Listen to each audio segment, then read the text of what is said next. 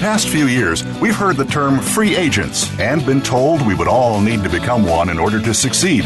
The recent economic structures have helped to promote this concept as reality. Where do we get the tools to take control of our career path in the present and future? Welcome to the Career Confidante with your host, Marie Zimenoff. Marie and her guest experts are here to provide you with the tools you need to move forward and achieve your career goals. Now, here is Marie Zimenoff. Hello and welcome to the Career Confidante. We're glad you've joined us here today. We're talking about another great career topic that you can use the information, the tools, and resources that you get to take control of your own career, which is what we're all about here at this show.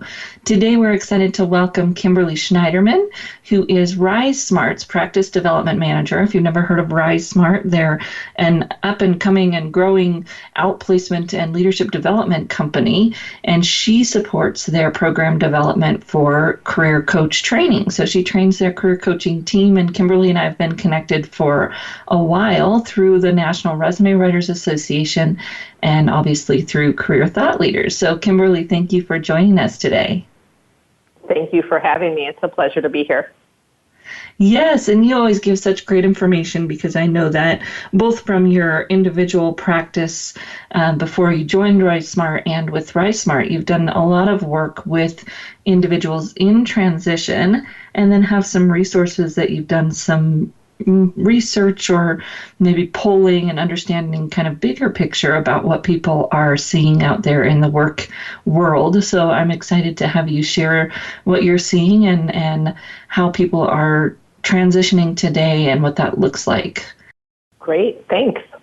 Yeah. So today we're talking specifically about layoffs, and you know, it's interesting because I feel like it's not the big news anymore, though not necessarily the layoffs don't make the news, but they're still happening almost at the same clip they were a few years ago. Yeah, and I think your assessment there is correct, that while some layoffs are making the news, especially in media industries, other layoffs are kind of kept on the down low. I don't know if that's on purpose or not, but we certainly don't hear about them as frequently, although I would think that the people affected by layoffs are ready to yell it out loud. Yeah, I bet they feel a little slighted that it's not the big news anymore. Not necessarily that you want everyone to know your company is laying off, but that it's not a frequent topic anymore necessarily, yeah. Even though just as many people almost are affected each year. Right. Yeah.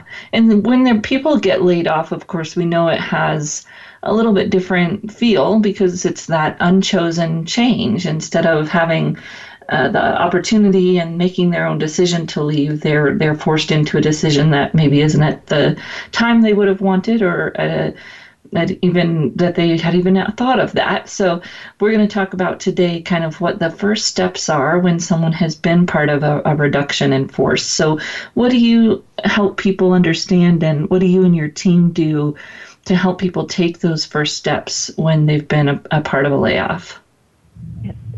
Well, where I'd like to start actually, Marie, is that notification meeting where an individual is being told that there's a reduction in force and their job no longer exists. There's a lot of different vocabulary that can be used in that meeting to describe the situation to the affected employee.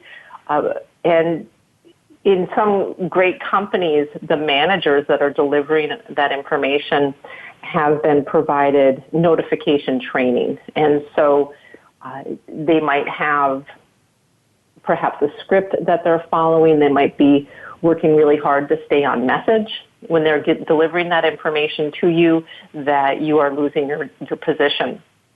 And one of the things that comes along with that notification training for the manager is the reality that some people during those notification meetings will have an emotional reaction. And managers are ready for people to perhaps get very quiet, to withdraw during that meeting, to maybe shed some tears, to ask questions, or have some questions about, who's going to take over their work? What about this project that's open?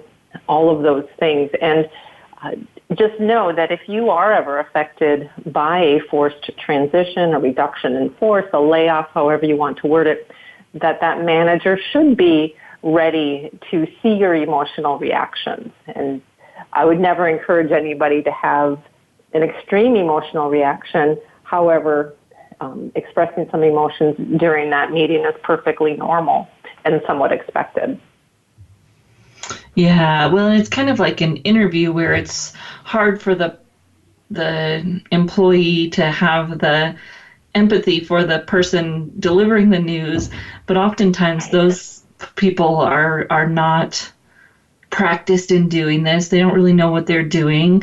They may not be good at managing conflict, and so they're coming at it with their own fears and insecurities that can escalate the situation as well. Even if they have training, right? It's still a hard situation for both people usually. Yeah, that is absolutely true. Definitely. Yeah. And so when people are in those notifications, you're saying that it's okay to have that emotional reaction and to not feel like they have to play it cool necessarily. What other things should they know moving forward out of that meeting? So once that meeting is over, some people might feel like they need to launch kind of a flurry of action. They've quickly realized that they are now in a job search, and they want to be as productive as possible, and they'll start to do all kinds of things. They'll quickly throw their resume together. They'll reach out to people and say, "Oh my gosh, I just lost my job. Do you know of anything?"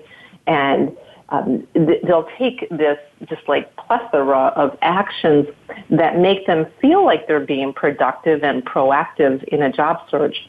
However, those actions may backfire. So, Marie, what we really recommend people do is take a moment to take a breath. That might mean a day. For some people, it could be 2 or 3 days. For some people, it could be a week. And let yourself do some research and decide on next steps.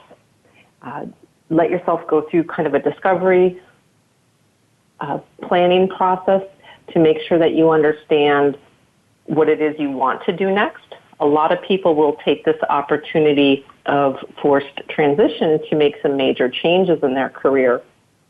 And so by taking that initial first few days, several days, a couple of weeks to do some research and really decide what you want next in your career can be an advantage in the long run.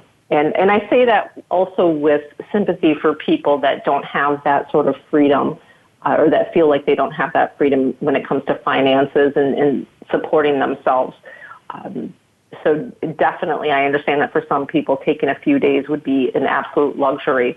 But if you can, I do encourage you to take those few days because ultimately you'll be in a better position to help yourself. And of course, given my background working with a company like RiseSmart, I do want to say that if you are offered outplacement services as part of the reduction in force, please take advantage of those services. They are there to help you. You'll be connected with people that are subject matter experts in the area of job search.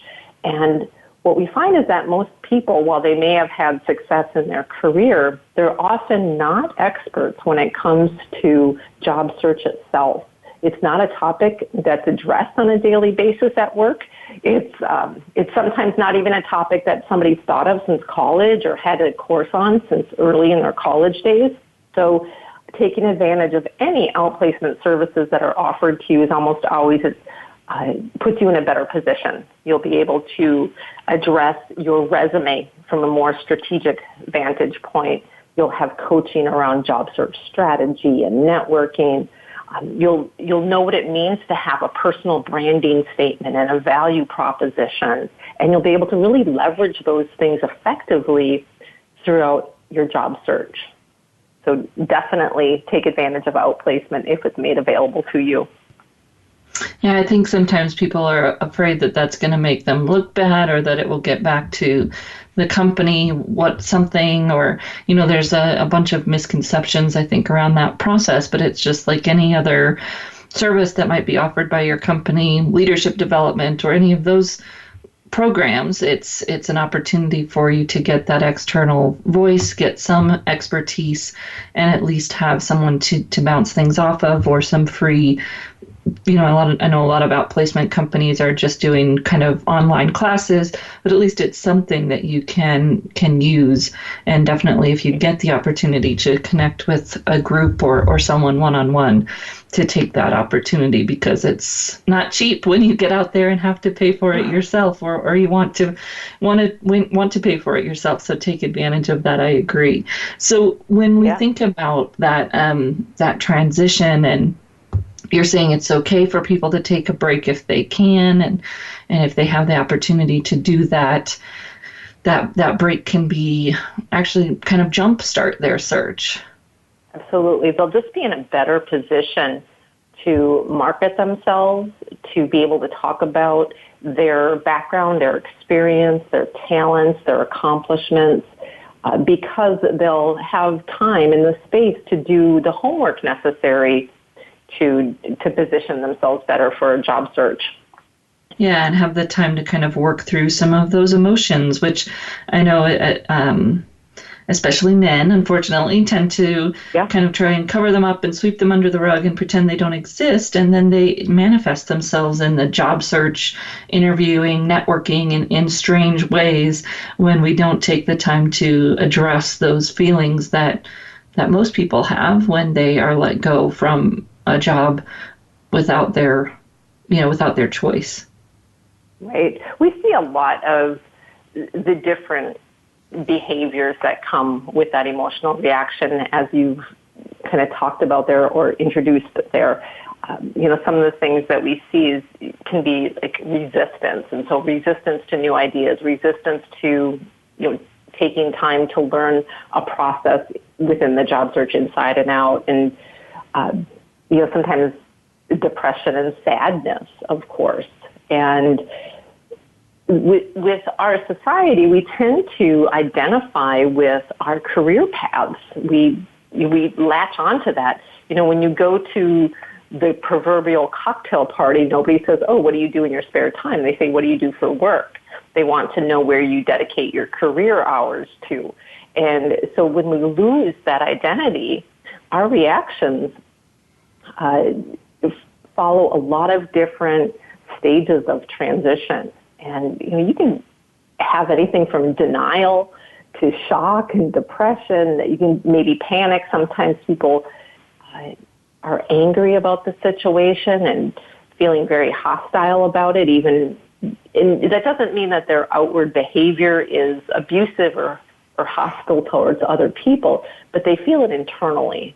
And then sometimes we can see slight behaviors that are sending the message of all of those emotions and those stages of transition that happen before somebody reaches that stage of optimism where they feel like, wow, I can make this transition. They can see the other side of the tunnel, so to speak. And that's the goal, is to get there. But going through those emotional reactions, we understand it. And it's normal for people. And sometimes being in touch with those things is important, because it really helps you work through them when you can acknowledge them and understand what it is you're feeling at any given moment. Yeah. Well, we're going to take a short break, and when we come back, we'll continue talking with Kimberly about what you should do after a layoff and how you can move into that job search really effectively. We'll be right back in just a few minutes.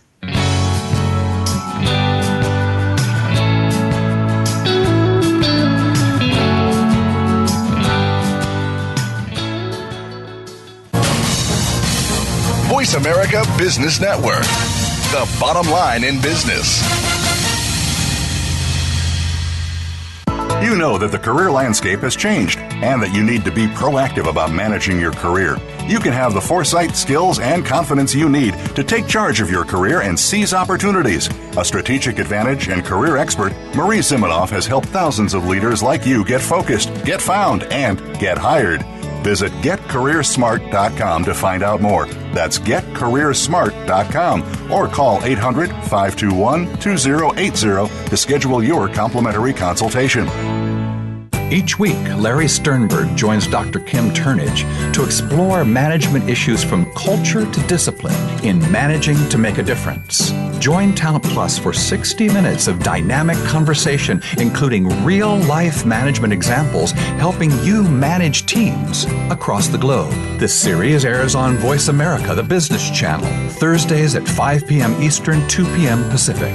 Managing to Make a Difference every Thursday afternoon with Larry Sternberg and Dr. Kim Turnage.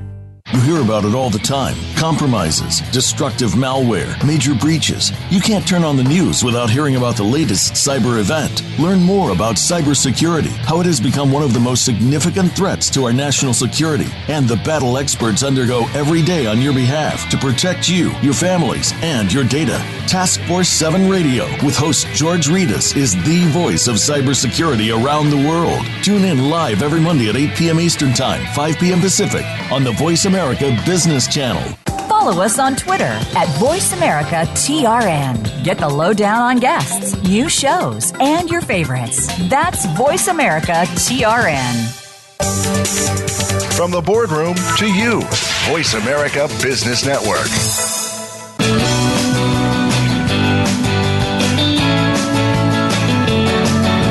You are tuned in to The Career Confidante with Marie Zimenoff.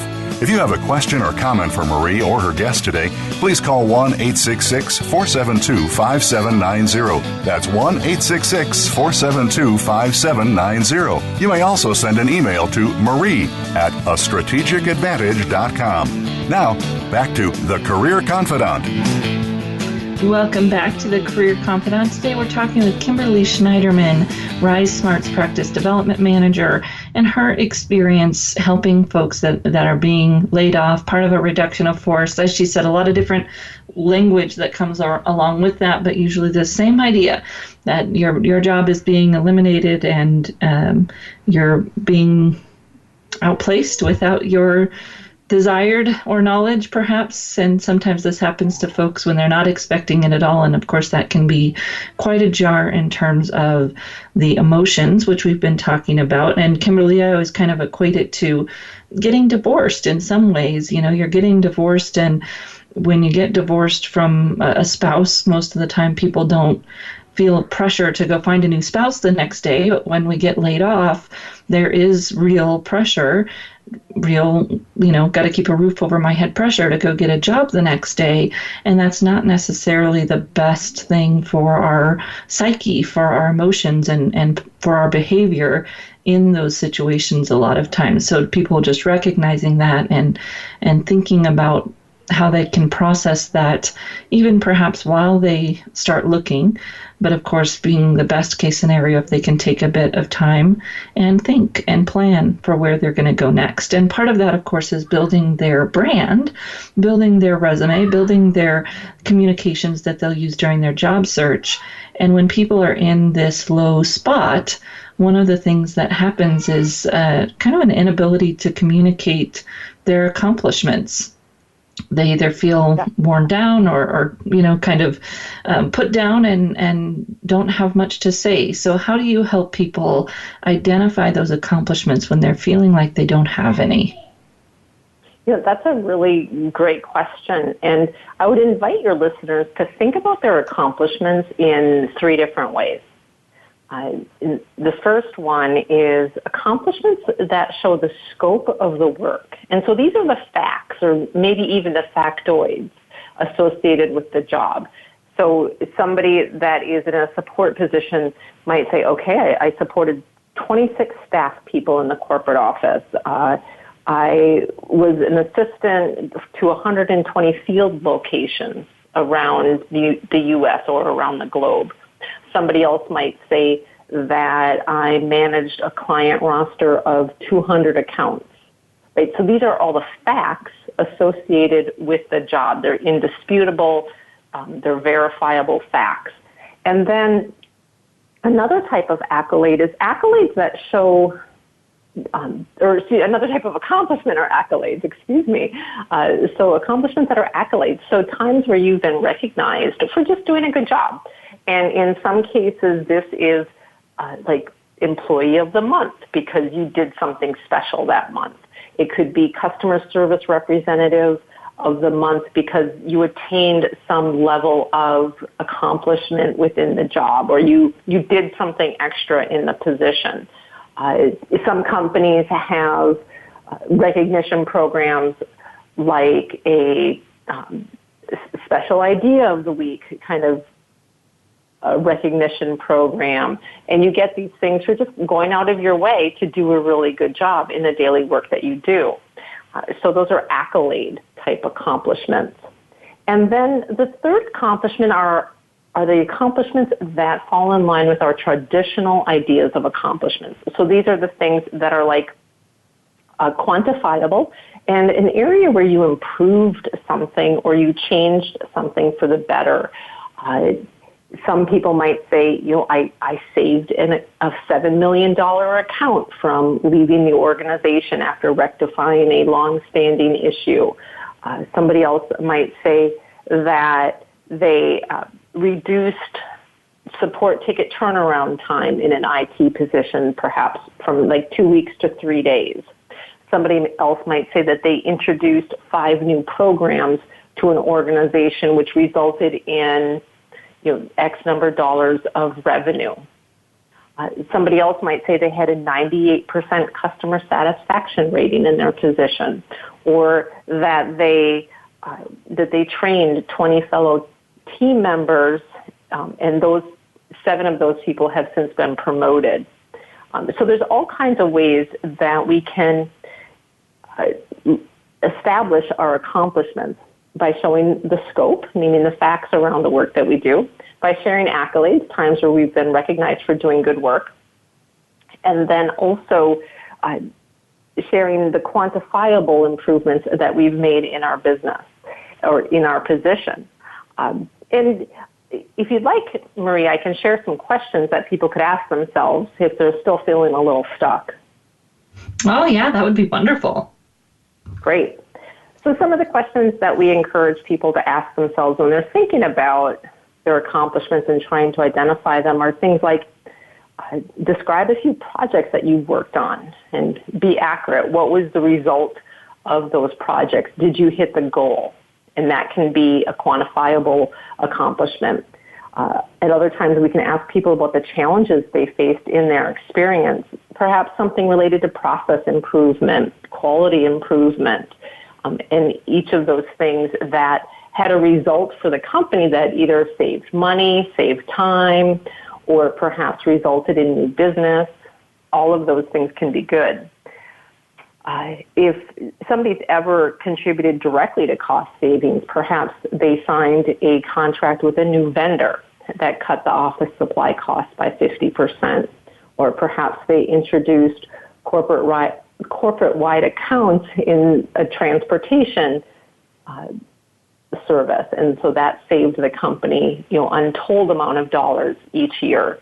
And also, I just want to make the point that most people at work are evaluated on specific performance metrics.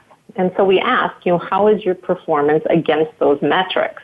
And then can you compare your accomplishments or your achievements of those metrics as related to your counterparts at work?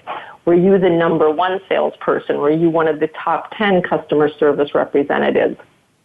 Did you close the most claims in a year in an insurance position? So all of these things can be questions that you start to ask yourself to remind yourself just how good you are at your work and what you've been able to achieve for the benefit of the company. Yeah, those are great questions and good thoughts for people to think about to make it more concrete, make it more tangible to think about what they've done. And sometimes it can feel like I just did my job, right? Well, I want you to share just briefly how you see the uprising of the gig or contract economy impacting these folks' transitions. The gig economy is an area that's getting a lot of attention right now, and we're seeing statistics all over the place. There's a lot of studies coming out from various industry organizations saying that that people in the gig economy number in about 35% of the entire workforce. And at RiseSmart, our own job seeker study results agree with that number. We've surveyed our own participants of our program and have found that about 32 to 36% of our participants are actually funneling themselves into the gig economy as part of their career transition. I do know that the Bureau of Labor Statistics just released a report that kind of says the opposite of that. But we need to dive more deeply into that report and compare it against the dozens of industry research reports that have come out that put the number at about 35% of the workforce. But there is no debate that it's a large part of our work world, and it probably does affect just about every type of position and every industry out there right now. It used to just be limited to a few different types of positions, but it really has exploded and affects just about every industry. Yeah, it's growing, and people kind of define it differently, and so sometimes those numbers change a little bit, but it impacts how those people who are looking think about the types of positions that they might obtain. Well, I want to give you just a minute here to share how people can connect with you, follow you, and learn more about you and RiseSmart. So I think the quickest way to find me is to go on to LinkedIn and look up my company. The company's name is RiseSmart. That's RiseSmart. And then look for myself. And my name is Kimberly Schneiderman. That last name is a bit long, but you'll find me probably pretty easily. And then we can connect. And I'm happy to listen to your story and see if I can offer any short words of advice in your career transition, or if you are somebody looking for outplacement services for your organization, I'm happy to connect you with the right people within my organization to get that going for you. Wonderful, Kimberly. Thank you so much for sharing. And don't go anywhere, listeners. We're going to come right back and go through some of this information a little bit deeper and explore some more strategies for how you can handle that layoff. We'll say goodbye to Kimberly. Thank you for sharing your valuable information. But here at the Career Confidante, we'll be right back in just a few minutes. Thank you, Kimberly.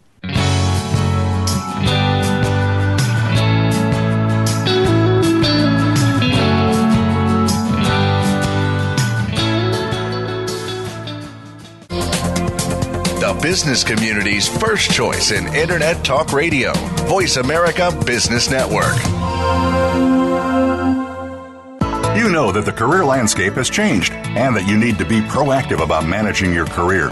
You can have the foresight, skills, and confidence you need to take charge of your career and seize opportunities. A strategic advantage and career expert, Marie Zimenoff has helped thousands of leaders like you get focused, get found, and get hired. Visit getcareersmart.com to find out more. That's getcareersmart.com or call 800-521-2080 to schedule your complimentary consultation.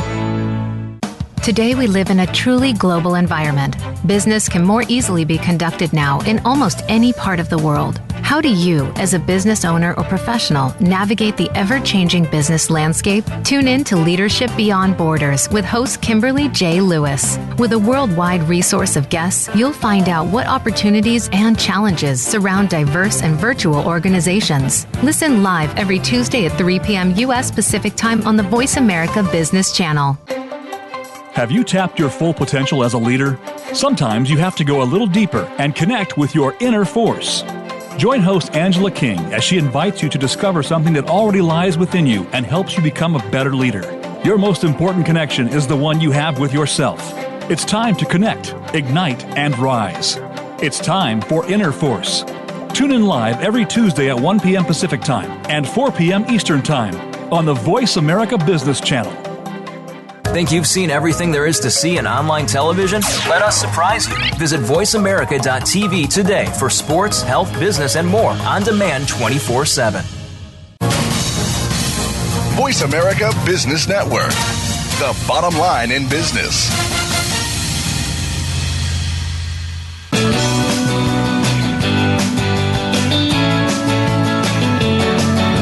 You are tuned in to The Career Confidante with Marie Zimenoff. If you have a question or comment for Marie or her guest today, please call 1-866-472-5790. That's 1-866-472-5790. You may also send an email to marie@astrategicadvantage.com. Now, back to The Career Confidante. Welcome to The Career Confidante, and we are excited that you've been joining us today as we are talking about dealing with a layoff. Hopefully this isn't something that you're dealing with right now, but if it is, we hope that we've been helpful or that you might prepare for the future. It's always good to be prepared for those worst case scenarios, or that you might share this information with someone that you know has been laid off. As we talked about in the very beginning of the show, this is still very common, even though we're not necessarily hearing about it in the news as much as we were 3-4 years ago. Mass layoffs are still happening, and if you know someone that's happened to, share this show with them so that they can get some inspiration and some ideas about how they might move forward. When you get laid off, or I think really when you have any unchosen kind of job change, whether that might be a layoff or demotion, move of some sort that wasn't what you would choose, there's a lot of emotion that goes along with it. And as Kimberly and I were talking, a lot of times we don't give ourselves the benefit of processing that emotion. It's just a job, right? Or I've got to find a new job tomorrow. I need that money. And we don't think about the fact that there's a process of emotion, change, whatever you want to call it, that we need to go through to be more positive and able to deal on the other side. We might not have the luxury of sitting down for a week and taking some time off. So then we're going to have to take care of ourselves while we search, and making sure that we're balancing our search activity with self-care. Self-care activity is part of your job search, especially if it was a layoff or something that it wasn't your choosing to make happen. And as you go through that process, the more you can take care of yourself, the better off you'll be. When you show up to that employer, when you show up at that networking event, when you show up at those events, they take your energy, they require you to be there in the right mindset. No one wants to be your counselor at an interview, or be your counselor at a networking event and listening to you process what has happened. You need to do that. It's a very important part of your transition, and yet we want to find the kind of appropriate time and place to do that with your friends, family, maybe folks that are in a similar situation as you. As Kimberly said, if you're offered outplacement, that's a great opportunity to help process what's going on. And then, of course, if you feel like it would be helpful to go in and get some outside resources, outside help through your community, maybe a counselor or a coach that can help you process that emotion. I've worked with so many people who are even, years into being laid off and hadn't processed that emotion, and were still struggling with identifying with the company, talking like they still worked there, or some anger around being laid off, or anger around being in a position that they didn't feel like was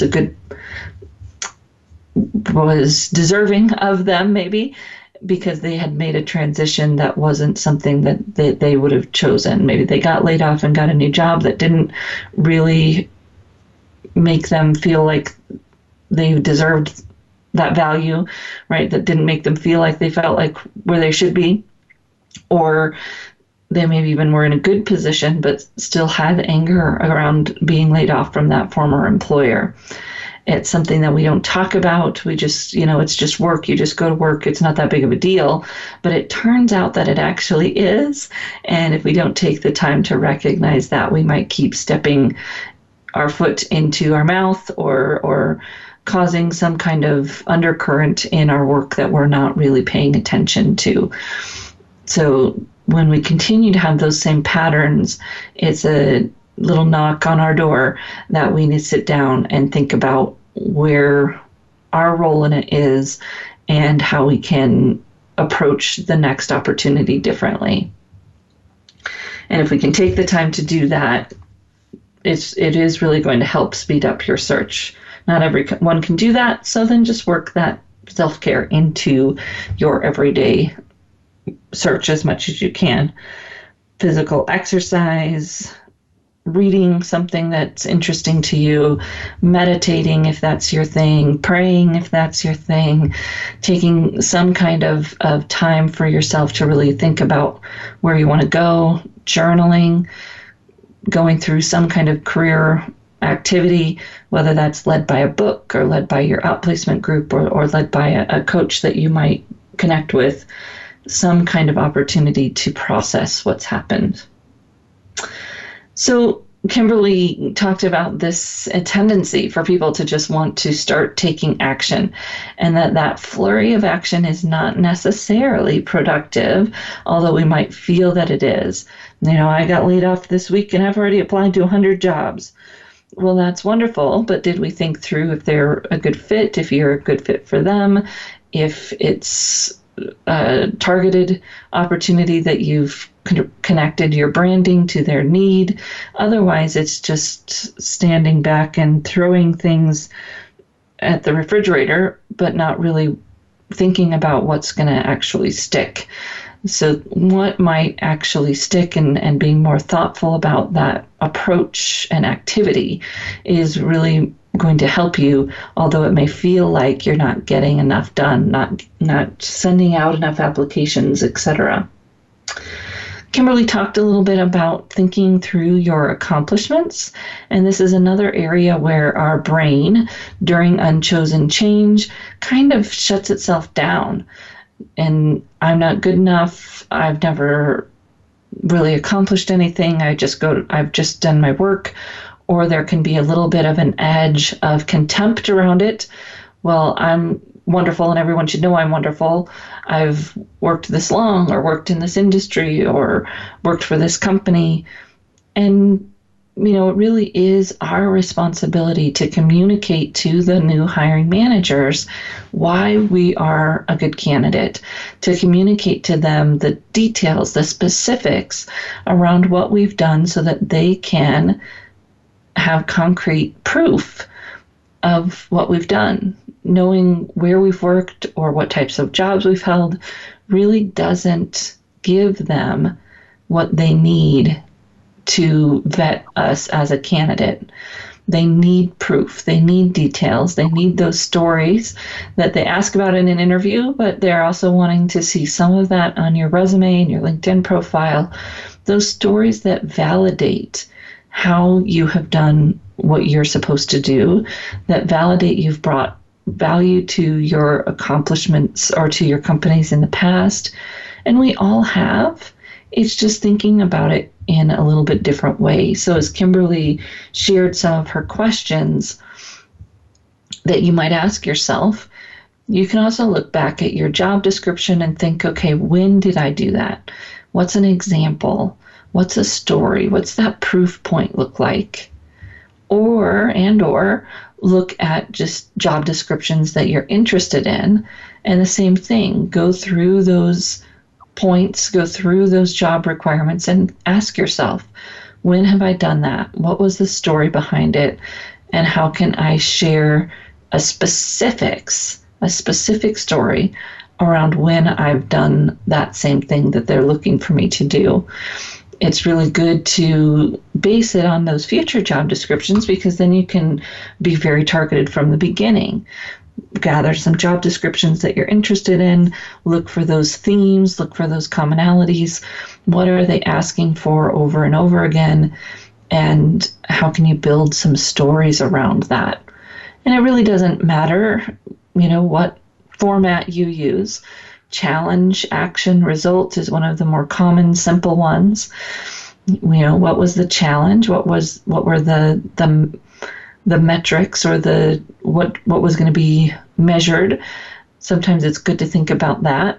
And then the actions that you took, a lot of times those are what people already have in their resume. That was what was in your job description, were those actions.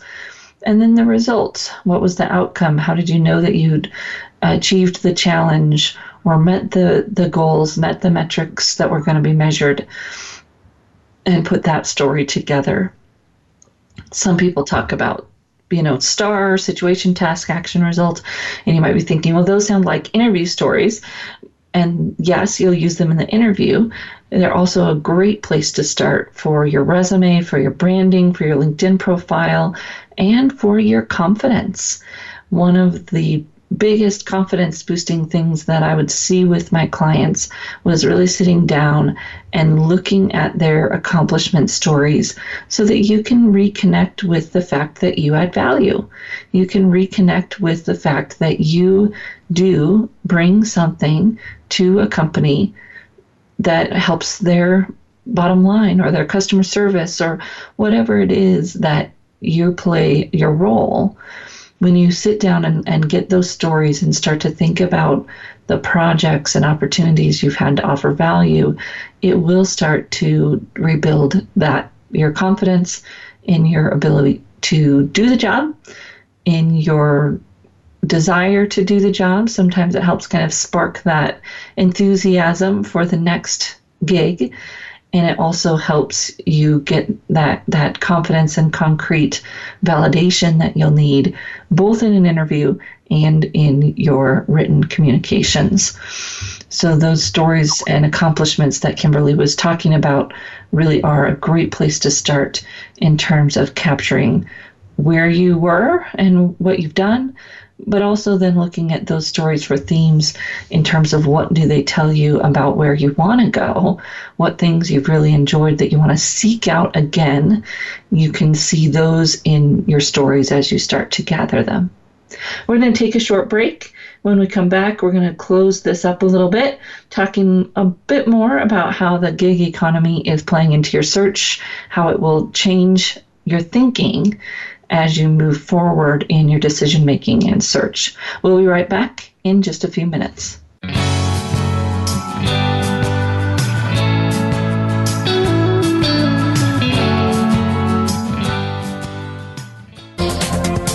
The business community's first choice in Internet Talk Radio, Voice America Business Network. You know that the career landscape has changed and that you need to be proactive about managing your career. You can have the foresight, skills, and confidence you need to take charge of your career and seize opportunities. A strategic advantage and career expert, Marie Zimenoff has helped thousands of leaders like you get focused, get found, and get hired. Visit getcareersmart.com to find out more. That's getcareersmart.com or call 800-521-2080 to schedule your complimentary consultation. We hear it and read about it every day in the news. America is heading over a fiscal cliff. Home prices are still receding and unemployment growing. How can you preserve and increase your wealth in this kind of economy? Tune in to Turning Hard Times into Good Times with host Jay Taylor. Jay will explain the decline of our monetary system and the economy and will give you winning investment ideas and the tools to protect and increase your wealth. Turning Hard Times into Good Times with Jay Taylor can be heard Tuesdays at 3 p.m. Eastern Time, 12 noon Pacific Time on the Voice America Business Channel. Many industries have been revolutionized by technology in the last decade. Books, music, TV, communications, and now it's happening to our money and the way we pay. Tune in to Breaking Banks with Brett King for a look at how technology and customer behavior will bring about more changes in banking in the next 10 years than in the last 200 years. Listen every Thursday at 3 p.m. Eastern Time, noon Pacific on Voice America Business Channel or on AM 1160 The Voice. You'll never look at your bank account the same again. Become our friend on Facebook. Post your thoughts about our shows and network on our timeline. Visit facebook.com/Voice America. When it comes to business, you'll find the experts here. Voice America Business Network.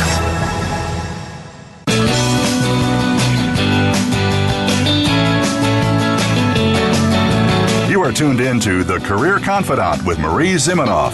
If you have a question or comment for Marie or her guest today, please call 1-866-472-5790. That's 1-866-472-5790. You may also send an email to marie@astrategicadvantage.com. Now, back to The Career Confidante. Welcome back to The Career Confidante. And today we're talking about what to do after a layoff. And we were talking with Kimberly Schneiderman from Rise Smart about how you can access your options for outplacement. If that's available to you, please take advantage of it.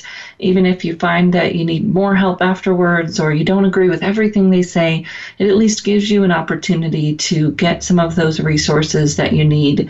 They're tried and true in some ways, or they wouldn't be hired by your company. So it can provide at least some value. And a lot of times folks would do some of their outplacement with their individual company or with a service their company offered, and then they would come to me as a private practitioner, and it always gave them at least some background, and we had that running start to work together. So even if you think you want to work with someone individually, no reason to pass up those opportunities to work with whatever your company is offering as well. When you get there and you're starting to take that action, to remember that it's okay to take the time to process, that it can actually help you to start journaling and thinking about where you want to go, start gathering those stories. That may seem like a slow start, but that's a great place to start. Connect to your stories, connect to that confidence that you're going to need to weather the job search storm, and connect to those stories that will help you communicate your value. Then, as you start looking at positions, the world has changed. And it's not a surprise, right? You hear about it all the time, but now it's maybe going to impact you. You've been laid off for this position. Maybe you've been with the company for 10, 15, 20, 30 years, and you are stuck in this new world where work doesn't work like that anymore. And this is particularly hard for folks that have been in the same role for 10 plus, 15 plus years. Can also get some of us who've been in a role shorter amount of time, but wanted to be there long term. This idea of moving more frequently is troublesome, right? On average right now, people are changing jobs every 4 years. And so when people come to me and they say, I just want a place where I can work until retirement. Well, what does that look like? And how realistic is that? If you're 10 years away from retirement, it's really not that realistic that you're going to find a job or even a company that you can work at for the next 10 years. And how can we start to process that and think about that differently and what that might look like? The other concept we have to start challenging is retirement in and of itself. What does that look like? And how are we planning for that, not just financially, but mindset-wise? People aren't retiring, and there's not just financial reasons for that. A lot of it is the way that our society is moving and working and living. It gives us the opportunity to do something that we might want to do later, perhaps for free, and we're quote unquote in retirement, or perhaps for some money. And then a lot of people I see who struggle with retirement, it's because of their connection to their work identity, almost like we're talking about with the layoff, where they have to really process that identity and what they want that identity to look like in retirement or in absence of that work that they're so used to doing. With the gig economy, a big challenge for folks is the idea that you may not be looking at a full-time salaried position for your next job. Depending on your industry, your geography, lots of different factors that go into that.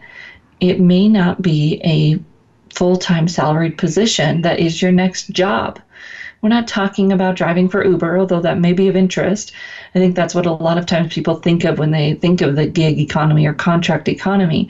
But that is not the only place that the contract and gig economy has grown.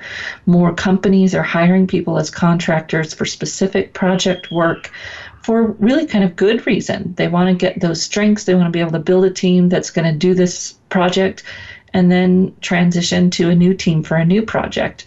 And it really may not be any different than if they hired you full-time and salaried, except for that you're not salaried.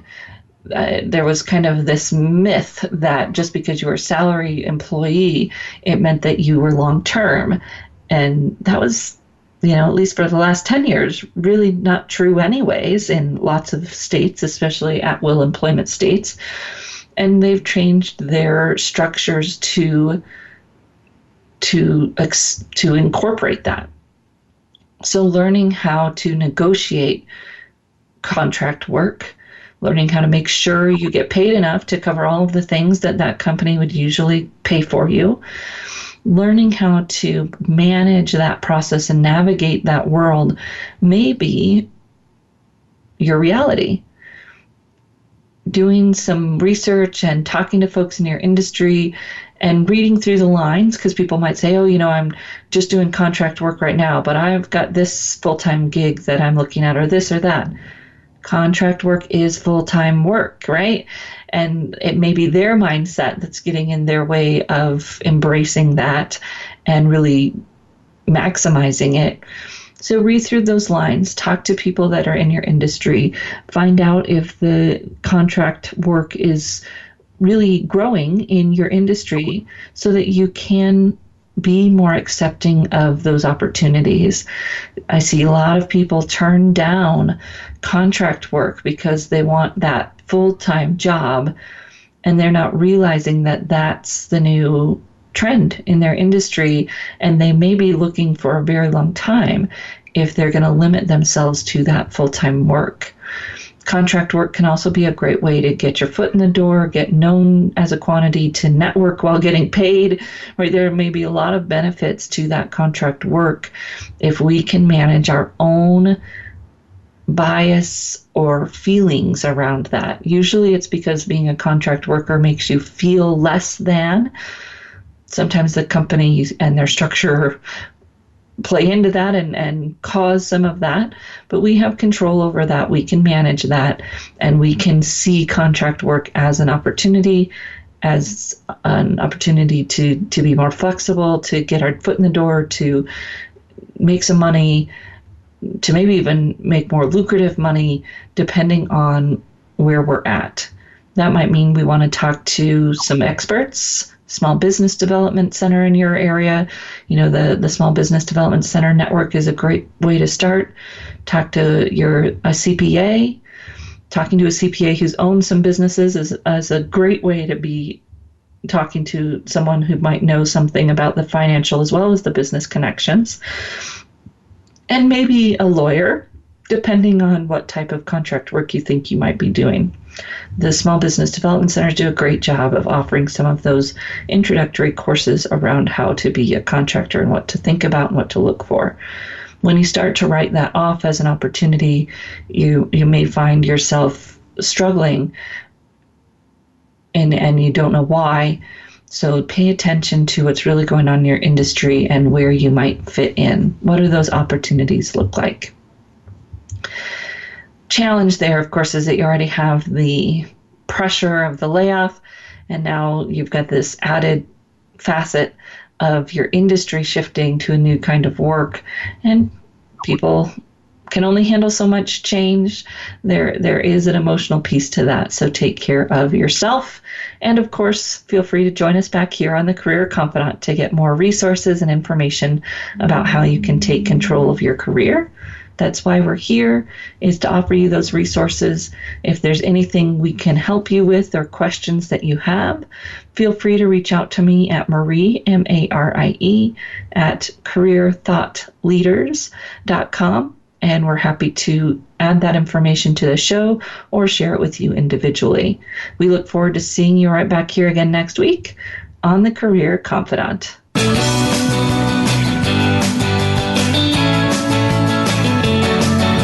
Thank you for listening to The Career Confidante. Marie Zimenoff will return again with another terrific guest next Monday at 6 p.m. Eastern Time, 3 p.m. Pacific on the Voice America Business Channel.